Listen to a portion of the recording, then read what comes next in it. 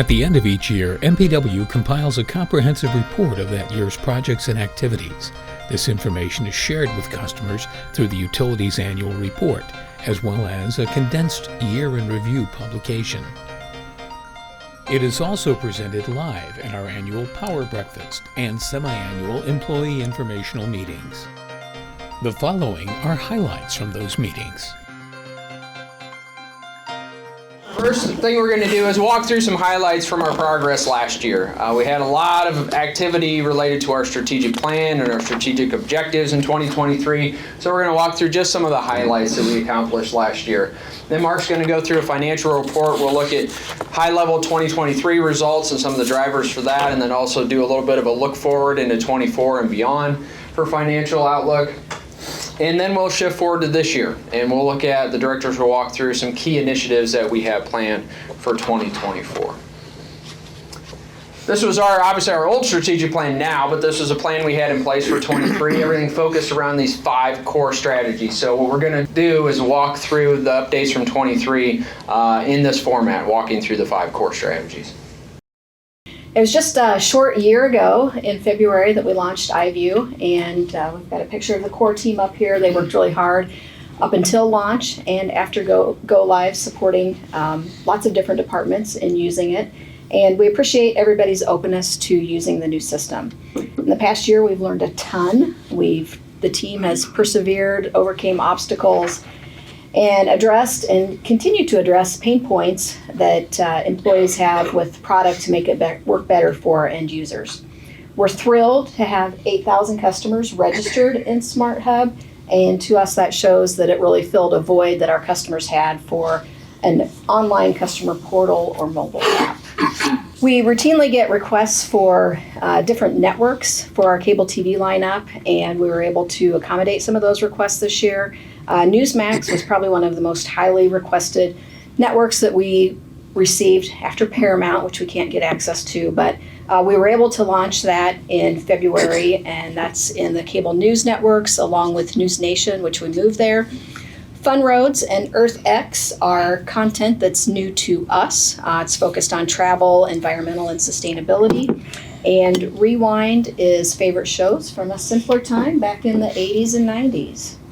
It's been a while since we've completed the Fiber to the Home project, but I think that journey is worth remembering, our evolution to a gigabit city. So in 6 years, we've been able to increase our entry package from 10 megabits to 100 megabits, which is really good and better addresses what customers' needs are in their home. We now have half of our customers at 250 meg and above, which means we've got customers right-sized in their packages, and right-sized packages create satisfied customers. Speaking of satisfied customers, we passed 10,000 customers for internet, that milestone in 2023. And because of the scalability of fiber with a very minimal investment, we were able to launch 2 gig and 5 gig services in November. So there's really no reason that any MPW customer should ever experience buffering. We have the bandwidth that you need. And to me, this slide shows a lot of reasons why local decision making, our board's commitment to do the fiber to the home project when things got tough and the budget increased, to continue through to finalize that project, and taking care of your customers with some of the restructuring that we've done is good for customers and good for Muscatine. We also launched a customer survey. There's a core team, Rachel, Mitch, Jennifer Peterson, and myself, that worked with our new survey partner to develop the survey. And normally surveys get a 5 to 8, maybe 10% participation rate. So when we had 22% of customers complete our survey, we were really blown away with those results. Our customers are really engaged with us as a company. We were equally thrilled with the Net Promoter Score of 38.5. Net Promoter scores can range from a negative 100 to a positive. So a 38.5 is good. It's on the high end of good, and it's nearly excellent. And ratings from our customers were 3 to 4 times the benchmark for electric and water utilities and TV and internet providers.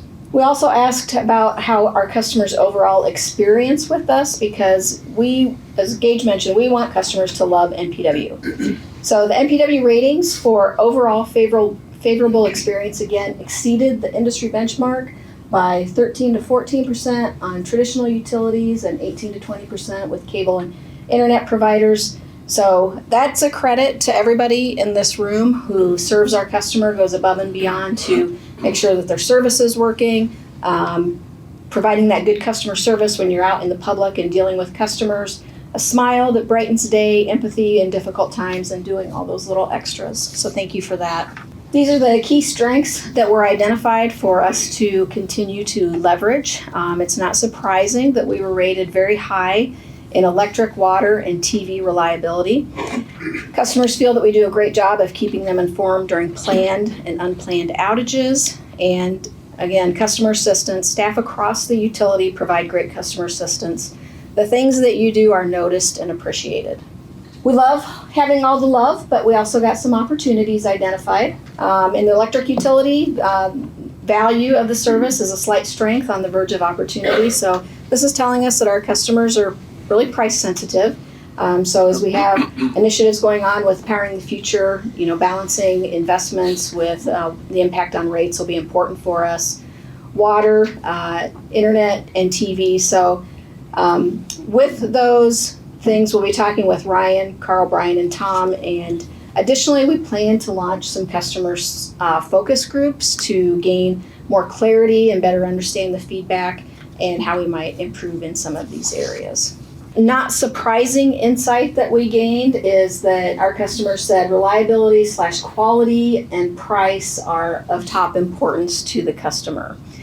And with Powering the Future, we asked some specific questions related to that. We asked about sustainability. Did customers feel that it was more important than reliability and price? And this was kind of an interesting question in the survey. We had 32% of our customers responding favorably to that, 39% unfavorably. So it's kind of a mixed message. Be more aggressive and quit the focus on sustainability. So again, that's something that we need to keep in mind as we move forward with Powering the Future.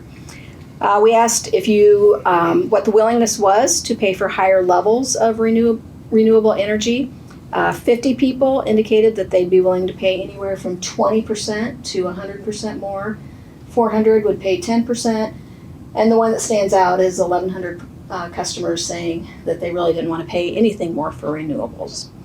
We also asked about interest in a cellular plan. This is something that we've been looking at in the communications utility. And we're really pleased with a 58% favorable rating that they would consider subscribing to a cellular plan from MPW. So if we find that right plan and we think that would be a good service to our customers, that's definitely something that we'll be pursuing. Well, we believe in neighbors serving neighbors, and you all make that possible. Being a reliable neighbor means being part of the community and supporting major projects and initiatives and events. And you all live and work here, and you help make that happen. So we're grateful that you've all been willing to be part of making Muscatine a great place to live, work, and play. We're also a generous bunch, and that's one of the things that makes the holidays really special about MPW. We had a lot of great giving of time and donations this year, and we appreciate everything you do to make that possible.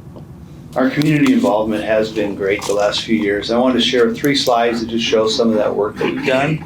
First is the watermelon slice move, and that thing was pretty tall. It was 21 feet, even cribbed flat, and you can see how it dwarfs the train engine and even the bucket truck. But a lot of work goes into that. The engineering technicians had to drive out the entire route from Progress Park to the riverfront to make sure that we had clearance, and then any lines that needed to be lifted or moved, the line crew was happy to help out. We got some smiling faces there. The next one was setting the Zenith sculpture down on Mulberry in the roundabout. And it's great when you're in a meeting and they ask, how can we get this set? Does anybody have a crane? Yep, we got crane, we got people, and they're willing to do it. So had a nice cross-functional team there from the power plant, substation, facilities, and safety. And I think that's a great way to get a job done safe. You just invite Jim right to the project. And then this next one is the Hawk Crossing. And this was a great project. An interesting story, too, I thought. If you're on the south end and you want to get across to the park or the bike trail, you have to go across 4 lanes of traffic on Oregon, which is pretty busy at times. So the city had $168,000 budgeted to get this work done. But as most things recently, the low bid was $225,000. So they were going to scrap the project. they reached out to MPW and said, can you maybe help us? And wow, we really did. Everybody got involved here. Crafts from the plant. We had substation do the work, the calibration. We had the water crew moved a fire hydrant. We had trimmed some trees, but we got this done for just $76,000. So we saved the city over $140,000 on this project. And again, now we have children that can cross that street safely, so it's a great outcome. Now we're going to move on to reliability. And earlier in 2023, we had a raccoon get into a bad spot at the substation, and it caused quite a bit of impact to one of our largest customers. And we were able to find the place where they got through the fence, so we shored up our fencing, but at the same time we thought it's a good time to redo all the electric fences, and those are real similar. If you grew up on a farm, there's electric fences to keep the cows in. So this is to keep the raccoons out, of course.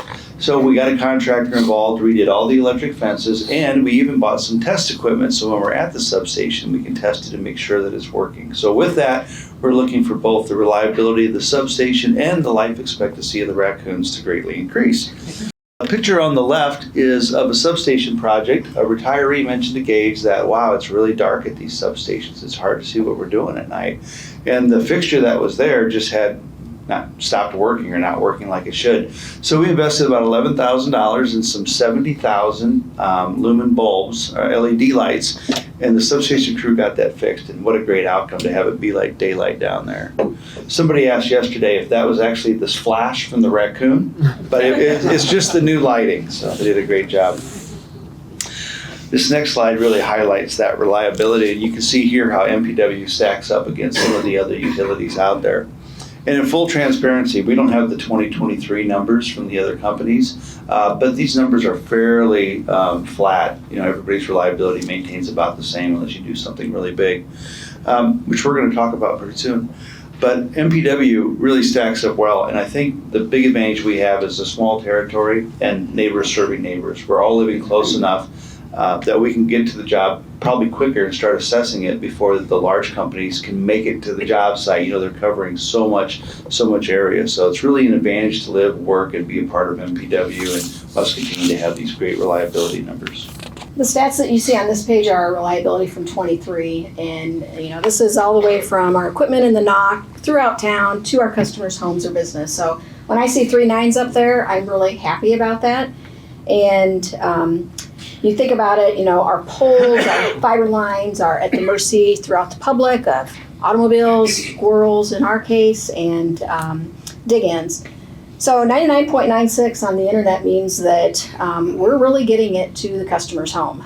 You saw on the opportunities slide that we had customers from an internet perspective say that reliability was somewhat of an issue for them. So once we get it to their home, what happens when it's inside of the home, I think, is impacting customers' perception of their internet reliability. So that's something that we want to try to improve, and we have some tools for our techs and dealing with the Wi-Fi routers that we're going to be rolling out this year. Maintenance windows, you see 45 of them up there. Our maintenance windows can be as short as 10 minutes or as long as 6 hours. It's important for us to perform routine maintenance and do upgrades and periodically clean those fiber connectors to keep their services running reliably.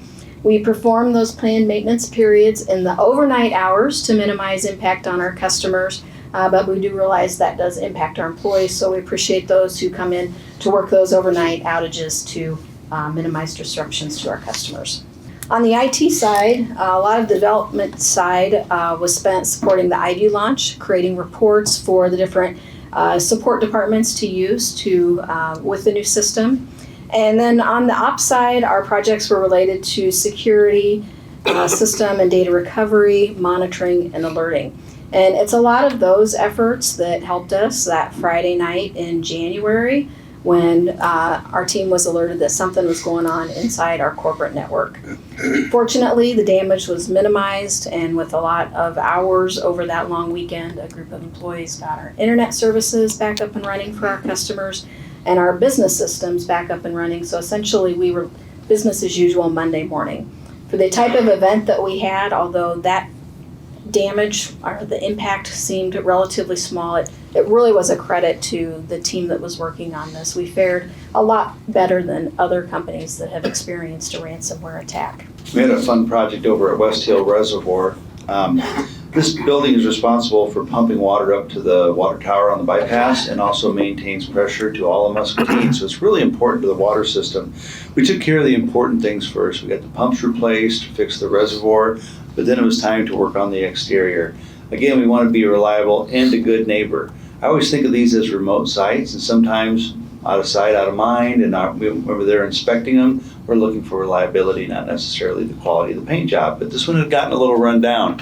So it was great to see the exterior refurbished, and along with this, we also did, in the last 3 years, 4 substation control buildings and demolished a water treatment plant no longer in service. So we're really doing a lot to keep up our brand and not be the one that has the bad place in the neighborhood. I'm sure the neighbors appreciate it.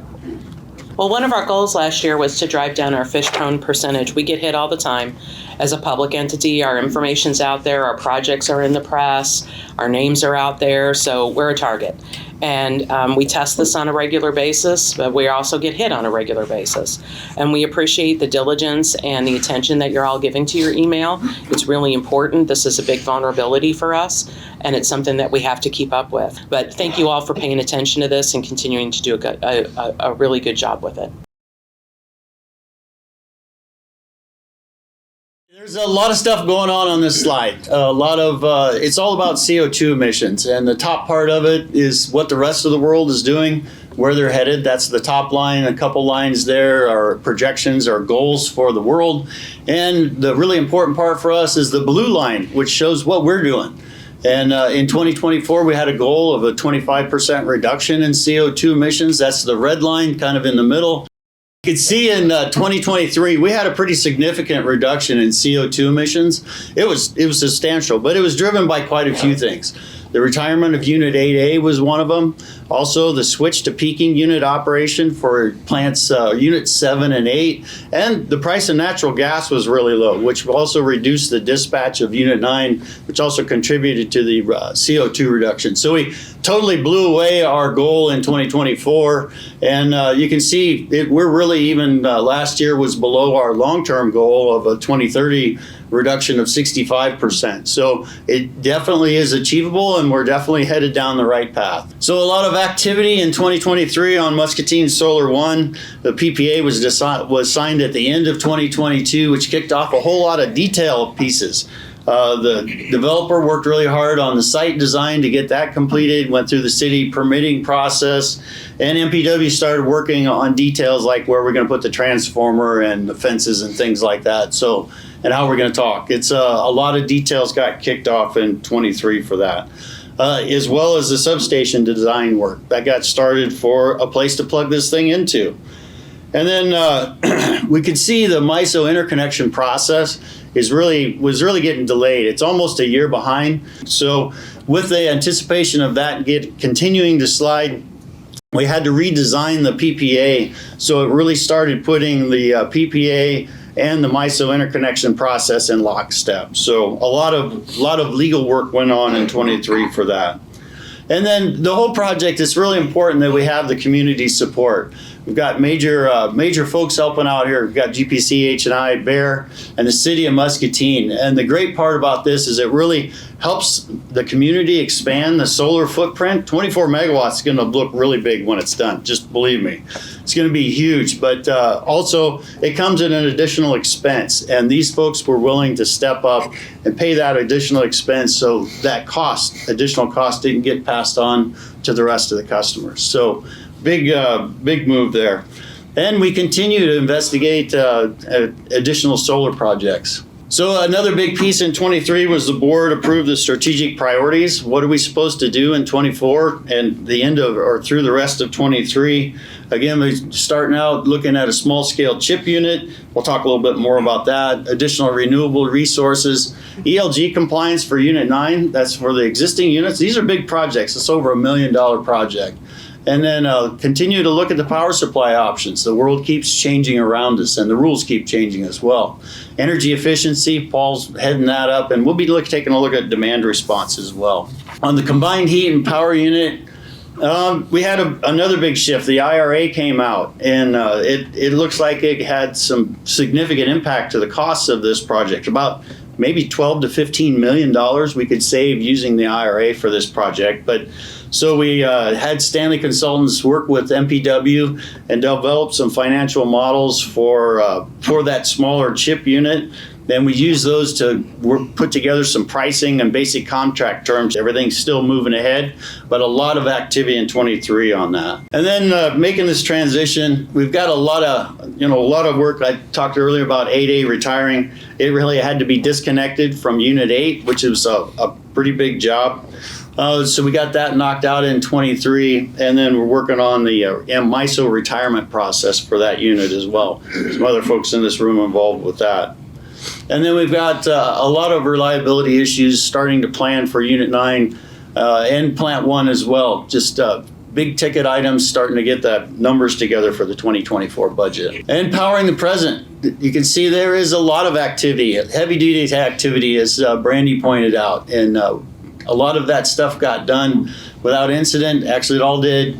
And we were also able to reduce the overtime with these units going to Plant 1 going to peaking unit operation. Reduce the overtime by 25 to 30%, which is great for the utility, but also great for people that were able to spend some more time at home. At some point, there's too much overtime, and we were about there. Growing our services, we're going to look at EVs quick. EVs are getting more available, but they're still hard to get exactly the model you want. So we were lucky and received 2 new ones in August. They're also bolts like the first one we have, so we have 3 of those now.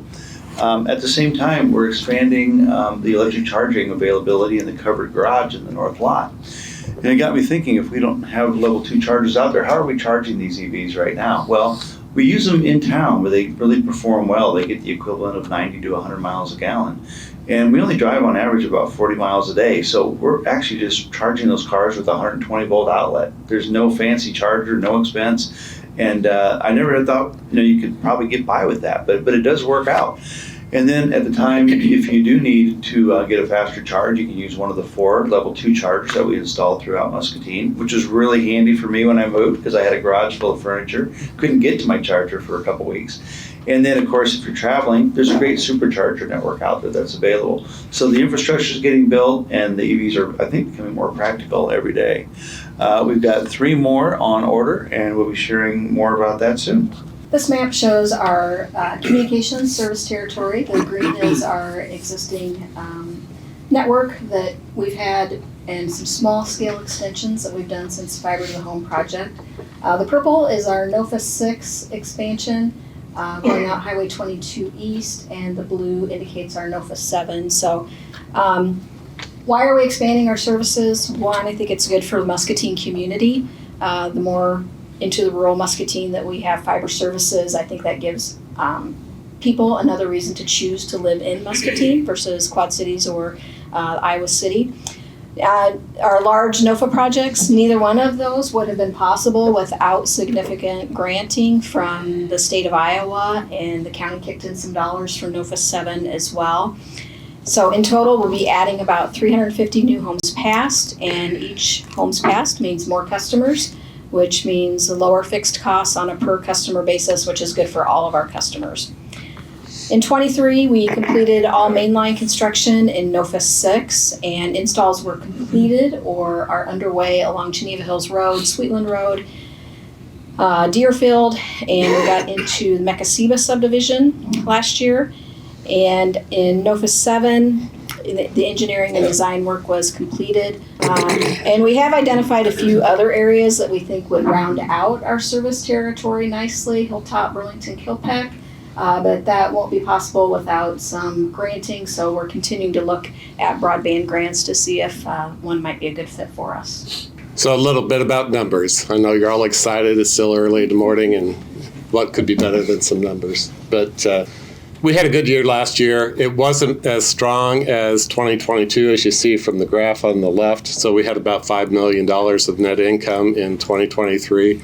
And then for operating margins, what that shows is that we're putting our money back into the business. So the difference there is primarily depreciation. So we're reinvesting our operating margins into the business, into the utility.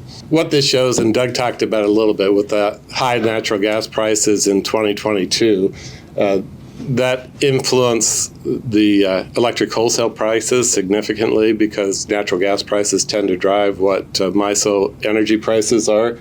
But then in January 23, they just dropped off the table and stayed steady. The volatility dropped, as you can see there. The orange shows the up and down, and there's almost no up and down in 2023. We did have that one big change in middle of January where prices spiked up for one day incredibly. Didn't influence what you and I see on our residential gas bills at all.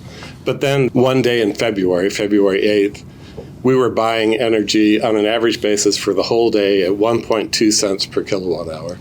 And that's much lower than anticipated. It's one of the reasons why we don't have Unit 9 running right now. But, and then water, we continue to see chemical costs increase. I think they'll level off this year, but they increased from 2020 to 2023 by 163%. So that's chlorine, all the other things that we put in the water to make sure it's fit to drink. And then for communications, internet subs continue to trend up, as Erica talked about. Video continues to trend down as people look at different streaming options. System investments, we didn't invest as much in 2023 as we had in prior years for capital expenditures. A lot of projects were delayed, postponed, not done. And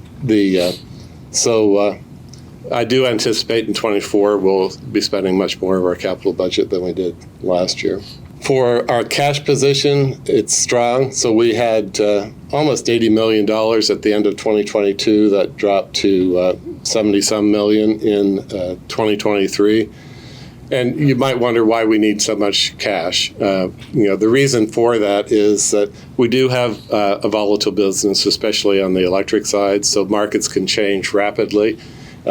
Storms can happen, other things can happen, so it provides a reserve for us to make sure we can weather those bad days or bad times. We don't have much debt. We've got debt for water, we've got debt for communications, but you compare that just to our net cash position, or our cash position, our debt, our cash position's much higher than the debt we have outstanding. And some of that's long-term debt, not paid off until 2042. Our electric and water rates remain very competitive. On the water side, you see there on the left, especially on the industrial side, they're substantially and dramatically lower than other areas. And then for residential, more comparable across the cities, you see that MPW still compares favorably to Davenport and Iowa City. And then for electric rates, for industrial, we compare well to both Iowa and the U.S. And then if you drop down to residential, it's closer. We're relatively close to Iowa now, 12.6 cents versus 13.3 cents.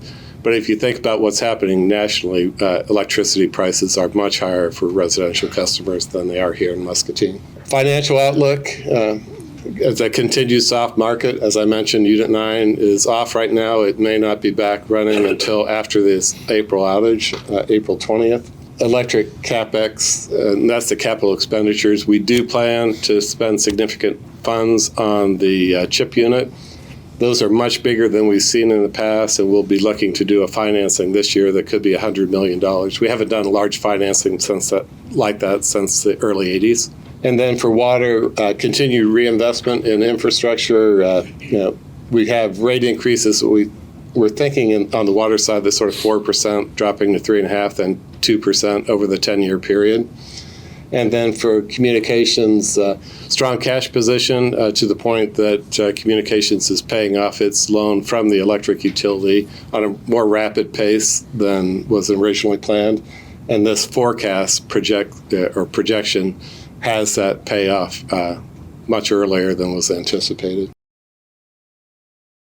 So on developing great employees and leaders, last year over half of the MPW workforce, that's all of us, participated in some kind of career or skill building development opportunity. This is important as we're facing a lot of changes in our industry. Technology is changing, equipment's changing, and we have many retirements ahead of us. We've had a lot of retirements the last couple of years, and there's quite a few more to come. So there's plenty of opportunities that will come to those who are interested. And we want you to be ready for those advancements and be ready for that next opening here. So micro-credentials can help with that. Not every job, not every new opportunity requires a 4-year degree. Maybe it's a credential or a certification on top of what you already have. If you're interested in something like that, reach out to HR. We have a great relationship with MCC and some of the other local providers that can help make that possible in a very short amount of time and at very low cost. So much of your work, I don't need to tell you that, involves dangerous situations. You're out in the field, you're in customers' properties, you're using heavy equipment, and our goal is for everyone to come home to their families each day without injury. And our level of employee engagement is very high with regard to safety. We're seeing a lot of great safety suggestions, people stopping work to assess, re-engage, and design work to be better. And our incident rate is low because of that, and that's because of the decisions all of you are making every day out in the field. We had 0 lost time incidents last year, which is an awesome accomplishment. We are making that transition from that dependent state to the interdependent state where employees look out for each other and everyone believes accidents are avoidable, and you take steps to prevent accidents. You know, back when we did the safety survey, we were right on the cusp of that and making that transition to be more interdependent and being able to reduce injuries proactively. And we're about there. And I do want to thank you all for making MPW a safe place to work, for looking out for each other, because that is what makes all of this possible. So some of our recent accolades, last year we received our 4th consecutive RP3 Diamond Level designation, our 5th consecutive Excellence and Reliability, and our 3rd Smart Energy Provider designation. Safety Award is new, and we are going to be a repeat winner. We mention this not just to brag about ourselves, but to say we are recognized amongst our peers as doing a really good job in this industry. We are consistently recognized for reliability, service, safety, and communication. We keep pace with the best of them, and you all make that happen. So now we're going to shift our gaze a little bit, and Mark kind of did that with looking forward in the future on the financial side. We're going to take the next section to look at some of the big initiatives we have coming in this year, which is almost a quarter over already. We talked about in the fall luncheon rolling out the new strategic plan. So I won't go through that in detail here, of course, but our 5 core strategies largely stayed unchanged. We still feel like they're relevant and true to what we're going to do over the next 3 years. The one that we updated was now strategy 3 is pursue operational excellence. And now that encompasses a lot of the initiatives we have in place to achieve that standard of excellence we talk about and how we operate on a day-to-day basis. So that new strategy now encompasses things that help drive that culture of excellence and continuous improvement, and also the culture of delivering excellent results to our customers. But largely, the structure of the plan is similar, but everything underneath got a full revamp. All those objectives, those initiatives, everything went through and got updated to get us to where we need to be for the next 3 years. One of the things we updated, of course, is our mission statement. And I am still really happy with how this turned out. What I love about it, again, is it says what we do, provide best-in-class utilities. It says how we're going to do it, through exceptional local service. And it says why we do it, to empower Muscatine's residents and businesses to thrive. I'm really happy with this because I feel like it truly hits on our mission as MPW and what we do on a day-to-day basis. So I'm really happy with this new mission statement. And now we'll roll through. Each of the directors will go through some of their key highlights for this year. First, we're going to talk about pipeline. We know that the challenge with attracting young people to the public sector jobs is a matter of sharing what we do and engaging. We need them to know that Muscatine Power and Water has a variety of great careers and the opportunities that are here, so we need to get in front of them. We'll be trying to get employees in front of students at schools and in front of kids more often. Our staff can do valuable STEAM and hands-on classroom experiences. We had Jessica as our teacher extra in the last couple years, working on programs that we can present. She made great strides in that, and we're ready to get in front of those kids and tell them what we do. They love having guests in the classroom, so if you're ever asked, It's an easy thing to say yes to. And as students start to think about career choices, we want them to know what we do here at MPW. We want them to know what great job opportunities we have in the trades and in office jobs and in different types of careers. We can support their job training programs and give them an opportunity to learn through co-ops and apprenticeships. So if you have a young person in your life that's looking for some different career development opportunities, we'd be happy to talk to them or talk to their school and try to make that connection. With engagement and learning, we know that, because most of our turnover is through retirements, we need to be positioned and we have some time to get ready for those. We have workforce changes and technology developments, and we need to adapt to those. We want our future leaders to be ready for those promotions, reassignments, and new responsibilities. And then in succession planning, it's something that's always been on our mind because we want to make sure that there's continuity with the business and departments can handle their work day to day and that it doesn't impact customers. It's going to be more of a strategic focus this year as we plan for many key retirements around the utility. And on the cybersecurity side, we'll be moving into phase 2 of our cybersecurity strategic plan, a bit informed also by some of the lessons learned from the most recent event, but we are continuing the work that we started last year, and we have a lot to do on that side and a lot of things that we started last year, and we have a lot to do on that side and a lot of things that we can improve. From a customer experience standpoint, we'll use the data from our customer survey to keep focused on what customers feel our strengths are while still working to improve those identified opportunity areas. Equipment that was put in place in 2017 for the original Fiber to the Home project is due for an upgrade. So continuing to reinvest in equipment changeouts helps maintain that high level of reliability that we've achieved since completing the Fiber to the Home project. NOFA 6 will be completing our customer activations with the goal to get our grant reimbursement submitted to the state by the end of the year. NOFA 7 construction will kick off shortly, and customer activations will start after we wrap up NOFA 6 and complete in 2025. And last but certainly not least is continuously reviewing the security position and doing a business practice review based on our lessons learned out of our cyber event. On the electric side, we'll be doing a planned overhead to underground conversion at the Lombard Street area. This area has got a lot of old trees, a lot of squirrels, and a lot of outages.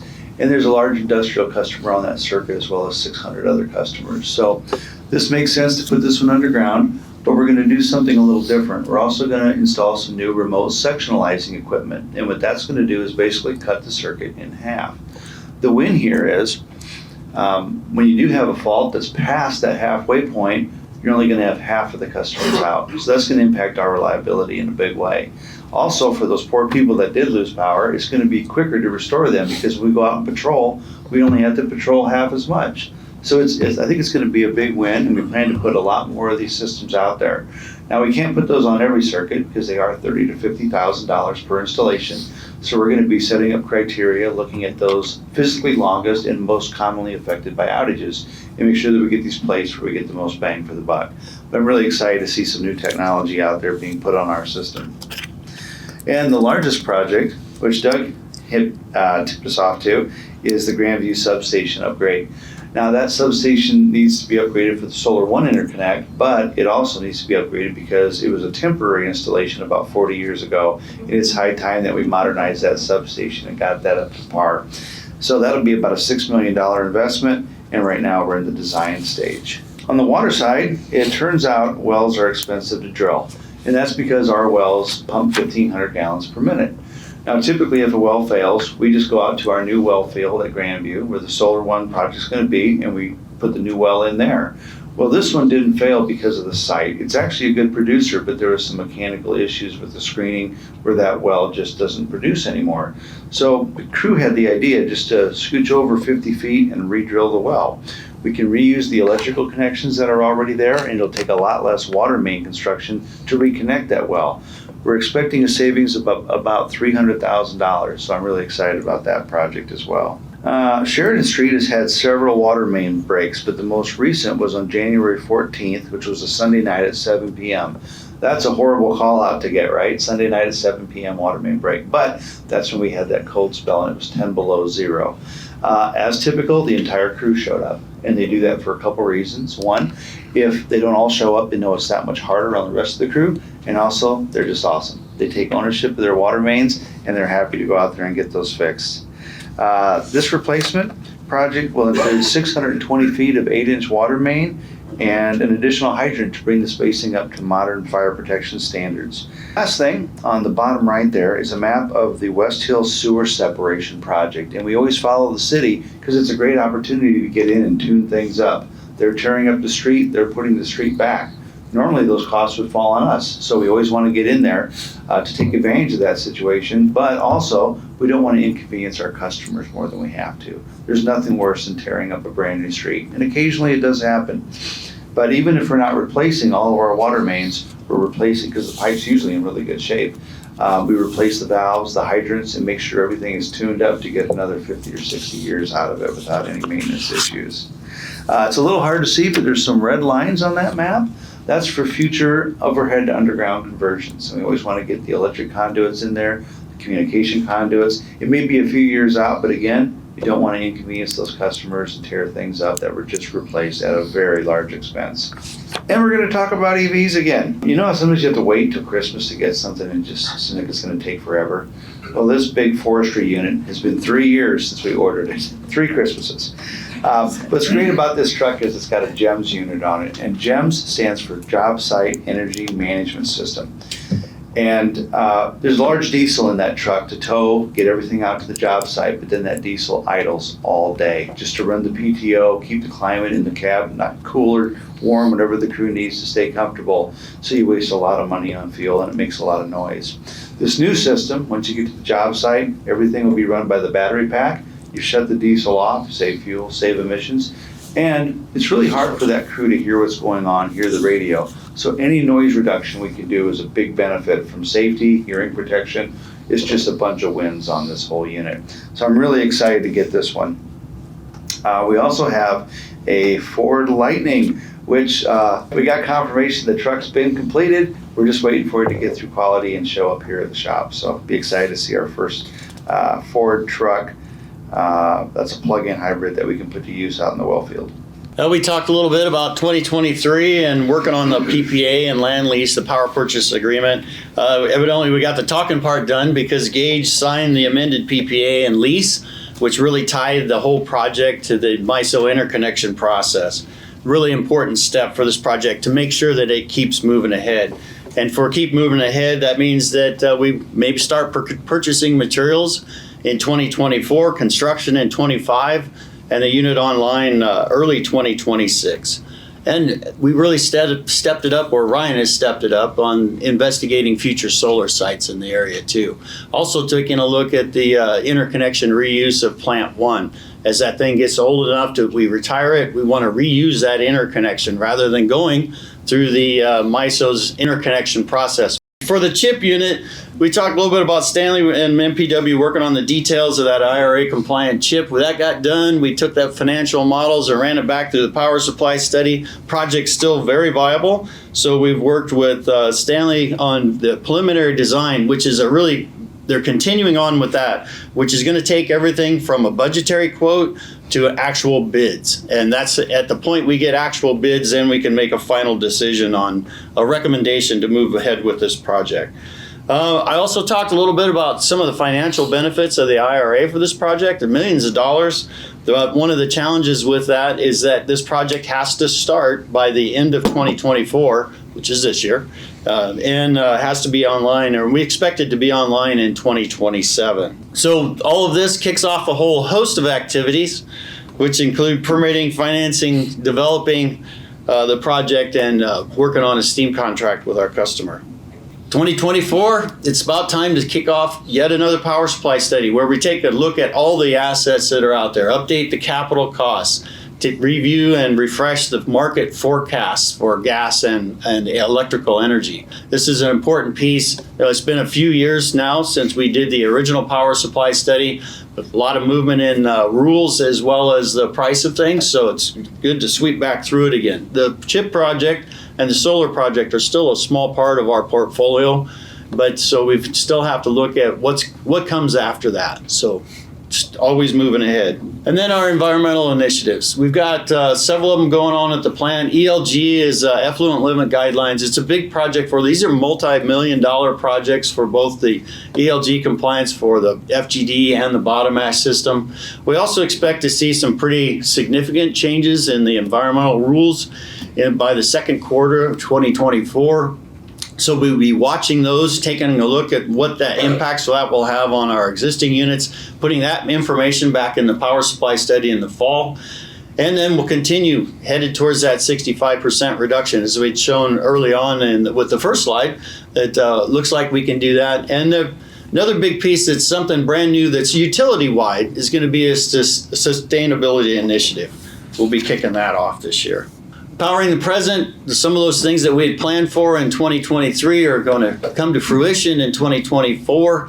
9 feed water heater. This is capital getting reinvested in our existing units. $1 million for that. This steam and main boiler, or the boiler and main steam piping, non-destructive examination. This is the picture of the inside of Unit 9's boiler when it's scaffolded. This is about 100 feet tall, and we only do this about every 6 years. We go in there and we'll build a scaffold, clean it out, and go test and see how thick the tubes are, and if we have any wear or repairs that need to be made, we'll do it at that time. 9B circulating water pump, it's a $500,000 project or a $250,000 project. And then the 8's turbine roof, which has been going on for quite a while. So still reinvesting in those existing units. We've got a ways. Remember I talked about even the chip not coming on until 27, the timeline for the solar project. All of these things are going to be going on over a long period of time. So we still have to maintain the existing equipment. I wanted to touch on our cyber event quickly too.